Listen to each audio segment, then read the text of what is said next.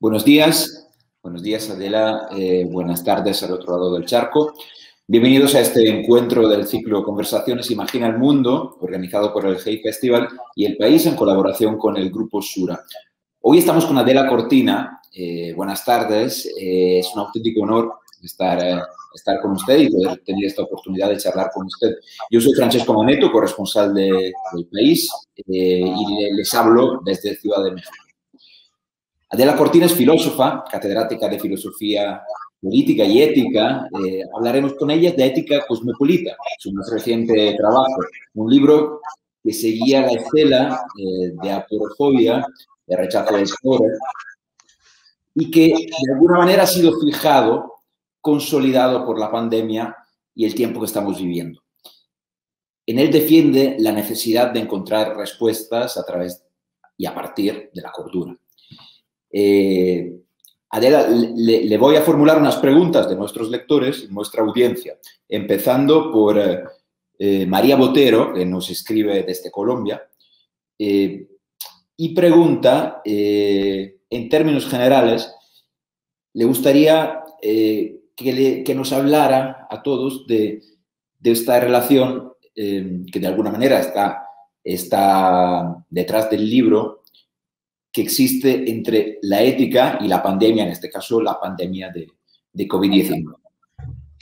Bueno, pues ante todo, buenas tardes. Muchas gracias por la invitación a estar en un festival tan importante y con un entrevistador tan autorizado y legitimado. Es un gusto estar aquí esta tarde acá, allá esta mañana, supongo, pero vamos cruzando el tiempo y vamos cruzando también el espacio.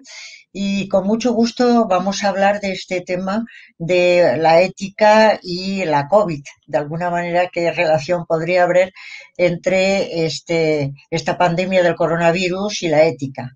Bueno, la ética tiene relación con todo, porque efectivamente la ética forma parte de los seres humanos y siempre que hay cualquier tipo de planteamiento, lo hacemos desde nuestra ética, desde nuestro carácter, desde nuestro modo de ser. Luego la ética está siempre presente. Como decían José Luis Aranguren y antes Javier Zubiri, los seres humanos no pueden ser amorales, sino que los seres humanos siempre tomamos un punto de vista ético con respecto a cualquier situación. En este caso, en relación con la pandemia. La pandemia ha sido un enorme shock para todos nosotros. No habíamos vivido nada igual en nuestra vida y confiamos en no vivir nada igual tampoco y todavía mucho menos algo todavía peor. Y ante la pandemia, obviamente, hemos de dar respuesta con instituciones, con política, con derecho, pero siempre también todo ello inspirado desde una ética, desde ese ethos nuestro que es el que nos va construyendo y constituyendo.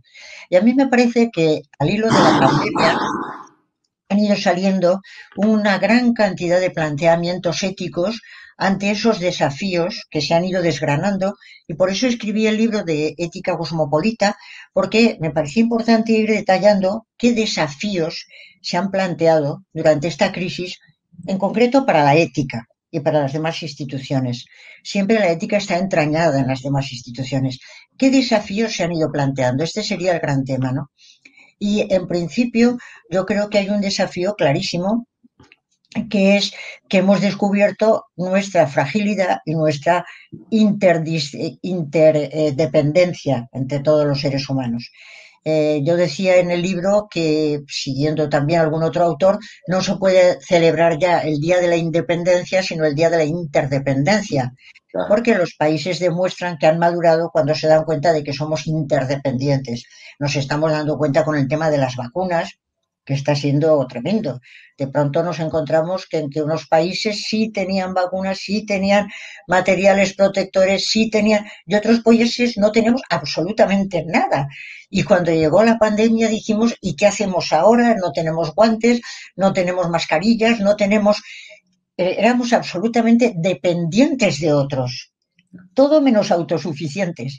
Ese ideal de las personas somos autosuficientes, los países somos autosuficientes, todo lo contrario, somos absolutamente interdependientes, dependíamos de quienes tenían los medicamentos, el paracetamol. En Europa no había un gramo de paracetamol producido por Europa, por poner un ejemplo, y supongo que en América Latina, en África, estarían por el estilo. Entonces somos interdependientes. A mí me parece que lo más grave de este descubrimiento de la interdependencia, por una parte, es tendríamos que darnos cuenta de que entonces nos necesitamos unos a otros.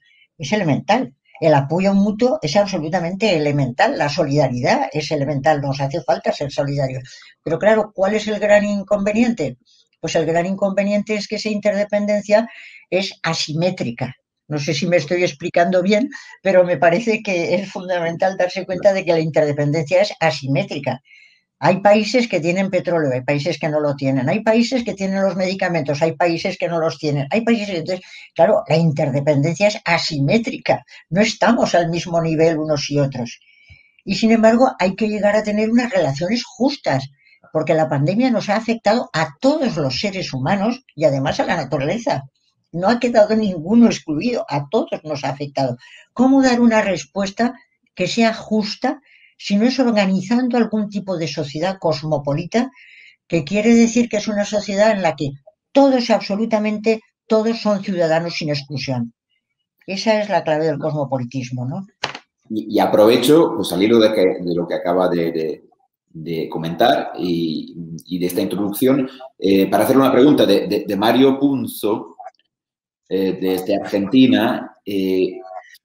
Usted acaba de hablar de interdependencia y él pregunta por los nacionalismos y los populismos, ¿no? En este contexto, que evidentemente están ontológicamente enfrentados, ¿no?, a la idea y al concepto de ética cosmopolita, ¿no?, de alguna manera. Entonces, pregunta si tienen los días contados, de alguna manera, los nacionalismos y los populismos. Ojalá, yo lo celebraría con muchísimo gusto el día que efectivamente desaparezcan, porque la experiencia que hemos tenido de los nacionalismos en la primera parte del siglo XX no ha podido ser más desastrosa. Hemos tenido unas guerras mundiales atroces en las que gracias al nacionalismo nos hemos encontrado con el Holocausto y nos hemos encontrado con el estalinismo, y entonces, bien, será internacionalismo, pero nos hemos encontrado también con el estalinismo, con todas esas situaciones que han llevado a unas guerras verdaderamente destructoras. Y los populismos que han ido apareciendo después se construyen sobre la base del enfrentamiento entre nosotros y ellos, los de dentro y los de fuera, los de arriba y los de abajo, el conflicto, los adversarios que son enemigos. No solamente son adversarios que están en una competición, sino que son absolutamente enemigos. Entonces, tanto el nacionalismo como el populismo se construyen sobre esa división de dentro y fuera. Y no puede haber un lugar en que estén todos incluidos. Eso es justo lo contrario del cosmopolitismo. Es decir, ahí están los que no son los míos, los que sí son los míos, y además no son los míos, sino que además son enemigos a los que hay que abatir. En este momento sabemos que uno de los grandes males es la polarización. Claro. La polarización y el conflicto, la exclusión de unos por otros. Eso no puede llevar a dar respuestas a una serie de retos globales como son la pandemia, el cambio climático, qué pasa con la inteligencia artificial. Necesitamos respuestas comunes. Necesitamos respuestas comunes en que estén todos incluidos, incluida China, que parece que está más separada de todos nosotros. Hay que incluir también a China e intentar que juegue al juego de una civilización de derechos humanos. Y después volveremos sobre el tema. Aprovecho para un paréntesis de Ángela Suárez Rodríguez, desde España, que pregunta por sus referentes teóricos en el estudio del cosmopolitismo. Es decir, ¿qué autores o quién hay detrás desde el punto de vista teórico? Bueno, yo obviamente recomiendo la lectura del libro porque allí salen todos. Claro. Es decir, que allí se va especificando quiénes son en un capítulo, ¿eh? No son todos los capítulos filosóficos, ni mucho menos, si solo uno, pero ahí vienen todos los referentes teóricos y además la bibliografía correspondiente para quien quiera seguir el tema, ¿no?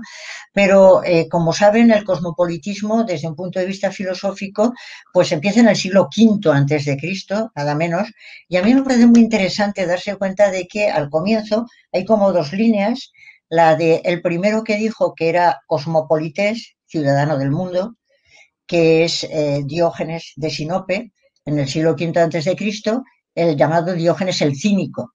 Y a Diógenes el Cínico se le pregunta en un momento que dónde viene y él afirma, soy ciudadano del mundo. Es la primera vez que aparece la palabra soy ciudadano del mundo. Claro, la idea de Diógenes era no la de decir estoy unido a todos los seres humanos, sino, bueno, estoy en esta patria, estoy en este lugar por casualidad, porque podía haber estado en cualquier otro. Entonces, esta es una idea a veces de cosmopolita, como que el cosmopolita no se interesa por su patria, no se interesa por su lugar, no se interesa por los seres humanos. Sin embargo, los estoicos, que aparecen prácticamente a la vez, tienen otra línea cosmopolita muy interesante, que es la de que, y esta es la clave del cosmopolitismo, todos los seres humanos son a la vez ciudadanos de su patria y ciudadanos del mundo. Hay dos ciudadanías, ciudadano del mundo y ciudadano de su patria. Con lo cual, el estoico es alguien que trabaja en su patria y por su patria, pero siempre está abierto a ir a cualquier lado porque sabe, como se ha dicho en algunas ocasiones, que los seres humanos tenemos raíces, pero también piernas. Claro. Y entonces podemos estar en nuestro lugar y podemos ir más allá. Todo eso se congrega en una figura fantástica que es la de Sócrates. Sócrates, por una parte, es ciudadano de Atenas, tiene unos valores universalistas, pero está dispuesto a morir por las leyes de su ciudad hasta el punto de que se quita la vida. Entonces, la figura del cosmopolita es de Sócrates, alguien que vive en su tierra, que tiene en cuenta su tierra, pero está abierto a todos los valores mundiales. Bueno, esto que empieza ya en el siglo V IV antes de Cristo, va siguiendo a través del cristianismo, a través de la Ilustración en el siglo XVIII muy fuerte. Ahí las claves son Rousseau, Kant. Kant es una pieza clave indispensable y va siguiendo el cosmopolitismo hasta nuestros días porque sigue perfectamente vivo en las figuras de gentes como Habermas, como, bueno, como Rawls, como todos estos grandes autores que siguen manteniendo esta tradición. Muchísimas gracias. Una pregunta que formula Edgar Morillo desde México. A raíz de la reflexión sobre las repercusiones y las consecuencias de esta pandemia. Él habla de distanciamiento, de soledad. Usted en el libro habla de esta televida, ¿no? De este concepto. Pues ahora mismo estamos conectados desde España y desde México pues a través de videoconferencia. Este año se ha intensificado muchísimo el esquema del teletrabajo. Yo le añado pues a esta pregunta de Edgar Morillo, le añado pues le iba a pedir una reflexión sobre la percepción que tenemos de la distancia, ¿no? ¿Cómo ha cambiado este año, ¿no? En esta irrupción de la televida también quizás se haya visto afectado una noción fundamental para nosotros que es el diálogo, ¿no? En la que pues, nos sustentamos cada día.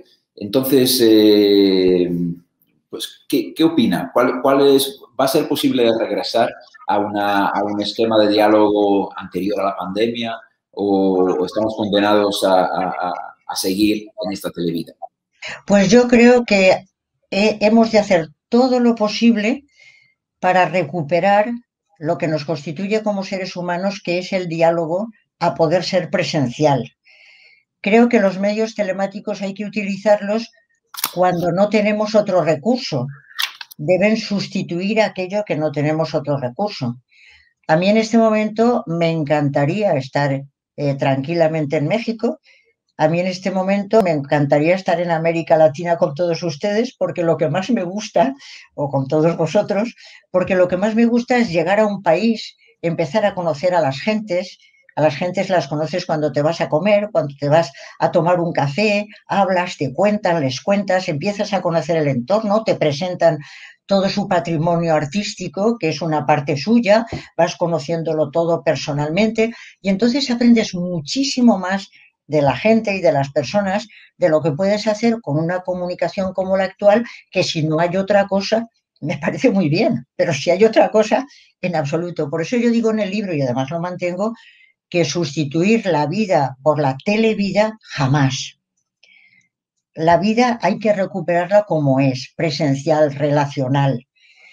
Cuando no hay más remedio se sustituye, pero si hay más remedio sí. ¿Por qué? Porque a mí hay una cosa que me da muchísimo miedo, es que hay gentes que se dan cuenta de que podemos ahorrar mucho dinero porque nos vamos a ahorrar viajes, porque nos vamos a ahorrar. Y entonces con esta idea del ahorro dirán, vamos a ser mucho más productivos si sustituimos el trabajo por el teletrabajo, si sustituimos la medicina por la telemedicina. Eso es una auténtica barbaridad.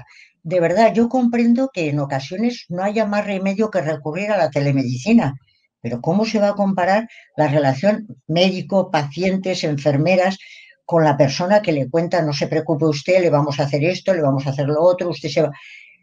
Toda esa ética del cuidado necesita la presencia, la medicina necesita la presencia, la educación necesita la presencia, el aula en que los chicos y las chicas se encuentran con otros de su edad y hablan sería una verdadera barbaridad intentar sustituir la vida por la televida y no creo que se pueda hacer y desde luego yo me voy a resistir totalmente a que eso que se consiga. Si hace falta encabezar algún tipo de revolución, pues no tengo inconveniente en hacerlo. Pues ojalá así sea, que podamos volver a la vida. A propósito de estas reflexiones, Briseida Delgado, que nos escribe desde Perú, usted lo ha comentado también en el vídeo de presentación, pues que nosotros tropezamos, tenemos la tendencia pues, a tropezar con la misma piedra, pues el hombre es el único animal, ¿no?, que de alguna manera pues, comete el mismo error una y mil veces. Cuando termine esta crisis, esta emergencia sanitaria, esta pandemia, ¿cree que habremos aprendido algo? ¿Cuál es, digamos, su perspectiva y su horizonte?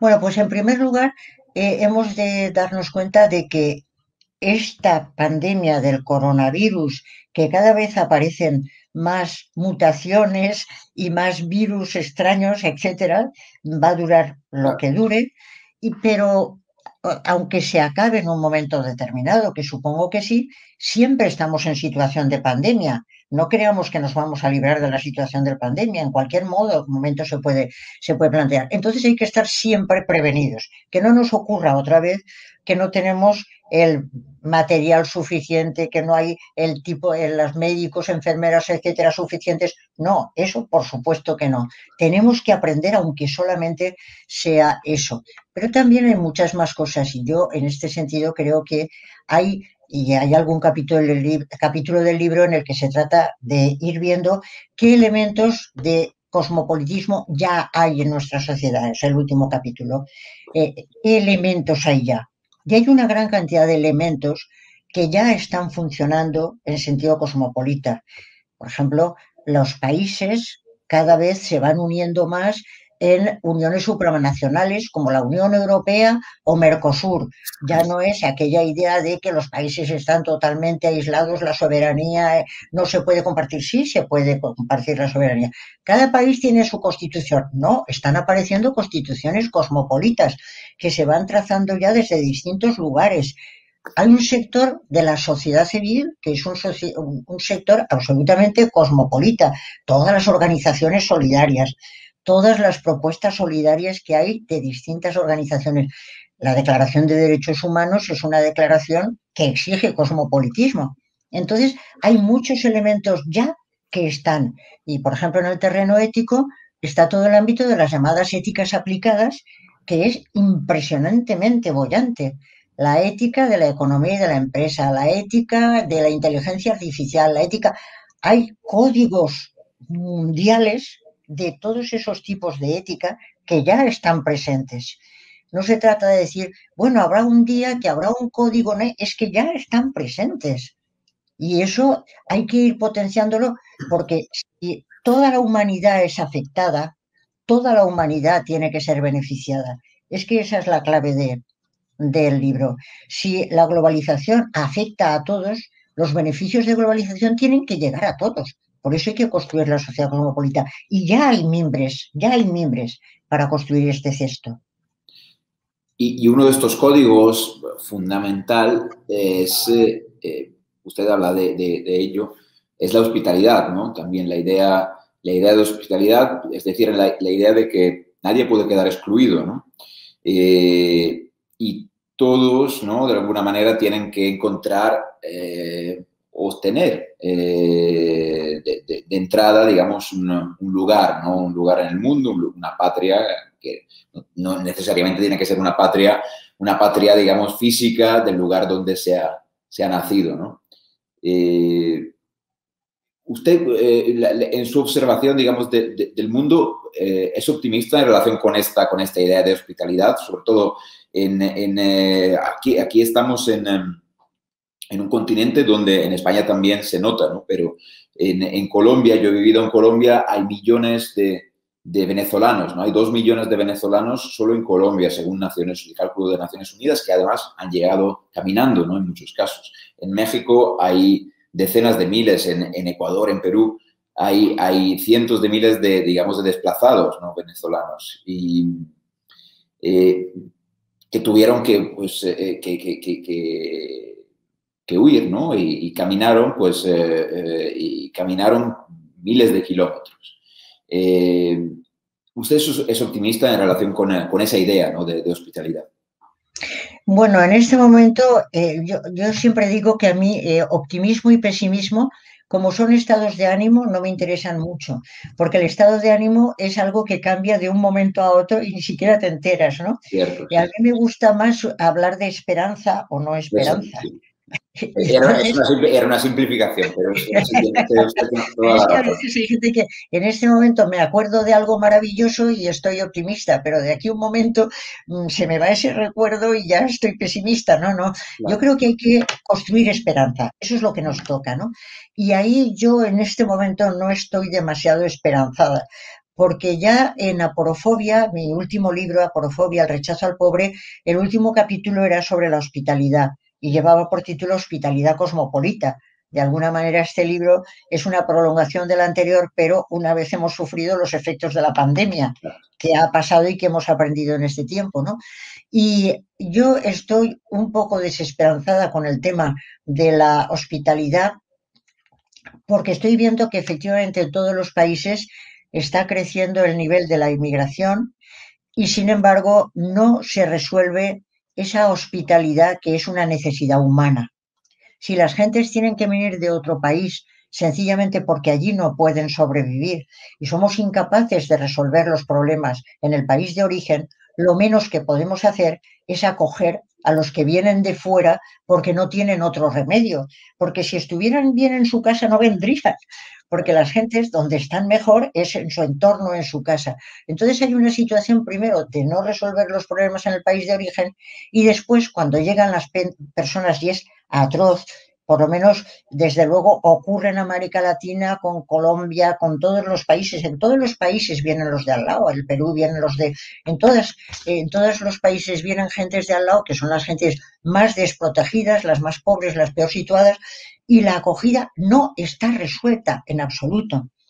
En Europa, por ejemplo, no está en absoluto resuelta y todos los días en la televisión viene la noticia de que una patera se ha hundido y que había 15 personas que han muerto y que las han... Y entonces el Mediterráneo se nos ha convertido en un auténtico cementerio, porque es que mueren gentes todos los días. Y sin embargo, estamos proclamando los derechos humanos, estamos hablando de los grandes valores y el problema de la hospitalidad de las gentes que huyen de la guerra, de la miseria, del hambre, no está resuelto. tenemos que resolverlo en este siglo XXI, como tenemos que resolver también el problema del hambre que ha crecido enormemente con la pandemia. Con los objetivos del desarrollo del milenio, el primero era acabar con la pobreza. La pobreza no solo no se ha acabado, es que ha aumentado con la pandemia. Y entonces hay creo que 71 millones de pobres más después del tema de la pandemia. Ha aumentado. No acabamos con esos problemas, que son problemas que de todas maneras nos hemos propuesto, diciendo, vamos a cumplir 17 objetivos, las Naciones Unidas lo proponen, todos los países que están en Naciones Unidas proponen acabar con la pobreza, acabar con las desigualdades, acabar con la destrucción del medio ambiente, acabar. ¿Cuántas cosas nos hemos propuesto? ¿Cuántas? Y no hay manera de que eso avance. Entonces yo siempre he tenido una idea clara y es la de que hay gente que dice, pero es que eso es imposible, pero es necesario. Y lo que es necesario, esa es mi idea, es posible y tiene que hacerse real. Lo que es necesario es posible y tiene que hacerse real. Es que si estamos diciendo es necesario pero no se puede, necesario pero imposible, pero qué contradicción. Eso hay que ponerlo en marcha. Entonces, el tema de la hospitalidad con las gentes que primero hay que resolver el tema de los países de origen, pero después, por lo menos, una organización de acogida sensata y digna con respeto a la dignidad de las personas. Y un buen punto de partida es lo que usted plantea en el libro, es decir, que, digamos, que todo pasa a través del tamiz de la cordura, ¿no? De esa idea central, ¿no? de su libro. Yo creo que la cordura es una virtud muy importante y muy poco practicada, muy poco practicada. Eso, pues a mí me gusta decir que es un injerto de la prudencia en el corazón de la justicia. Creo que las grandes virtudes de la ética son justamente la justicia y la prudencia. La justicia, que es la que nos lleva a exigir que acojamos a los inmigrantes, que nos lleva a exigir que hagamos un mundo para todos, pero además la prudencia está ligada con la justicia porque hay que hacerlo con todos los mimbres con los que podamos hacerlo y que tengamos en este momento y que los llevemos adelante. Y en ese sentido, justicia y prudencia van de la mano en eso que a mí me parece que es una virtud fantástica, que es la cordura. Y a mí me gusta mucho, pues eso, recordar por una parte que la tercera hija del rey Lear, que es la que está con él hasta el final, se llama Cordelia, pero también que cuando Don Quijote está muriendo y va el pobre Sancho a decirle, no se me muera, señor Don Quijote, vámonos otra vez a buscar a las princesas y a los gigantes, etcétera, y le responde Don Quijote, no, amigo Sancho, no vamos a hacer nada de eso, yo era loco y ya soy cuerdo. A mí ese ya soy cuerdo me parece muy importante, la cordura, la ponderación, pero dentro de la justicia. Creo que hay que proponerla para hacer frente a las pandemias y a todo lo demás. Hay que hacerlo desde la justicia y porque tiene que ver la cordura con el corazón y con la razón. Adela Cortina, muchísimas gracias. Ha sido un honor haber podido charlar y hablar con usted y formularle las preguntas de nuestros lectores. Hemos hablado de su último trabajo, Ética Cosmopolita, editado por Paidós. Que les invitamos a leer y muchísimas gracias por estar con nosotros en esta conversación, en este espacio de Imagina el Mundo, de este ciclo de conversaciones organizado por el Hate Festival y El País en colaboración con el grupo Sura. Adela, de nuevo, muchísimas gracias. Pues muchísimas gracias por mi parte, porque además para mí colaborar con todos vosotros es una verdadera felicidad y además hacerlo con el conjunto de América Latina, que de alguna manera es mi mundo. Es decir, ahí es donde me encuentro verdaderamente en casa. Soy ciudadana del mundo, pero tengo una especial preferencia por todo el mundo latinoamericano, iberoamericano. Pues muchísimas gracias y hasta siempre. A usted.